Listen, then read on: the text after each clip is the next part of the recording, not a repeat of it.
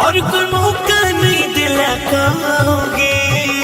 हमारे जिंदगी बर्बाद करले भगवान जीवन लगोगे। हमारे जिंदगी बर्बाद करले भगवान जीवन लगोगे। भगवान जीवन लगोगे।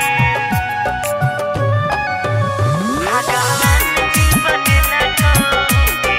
Ganpati recording studio Bhawanipur. जना छोड़ दिले वो न छोड़ के जाय छै गे।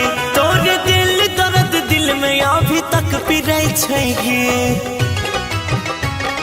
रे जान खाइ छियौ कसम कहियो नहीं छोड़बो। शीशा नियन दिल तोहर नहीं तोड़बो। आगे जकरा ले हमरा छोड़ ले ओहो तोरे ठुकर लगोगे। हमारे जिंदगी बर्बाद करले भगवान जीवन लगोगे। हमारे जिंदगी बर्बाद करले भगवान जीवन लगोगे। भगवान जीवन लगोगे। भगवान जीवन लगोगे। Ganpati recording studio Bhawanipur.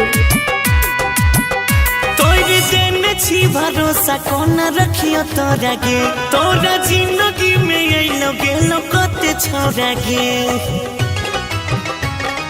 रे जान एक बेर मौका और दे रे हमर जान। अपना दिल में रखबो देवता के समान। गौरव सरवन के भाग में आज आगिया लगल कहोगे।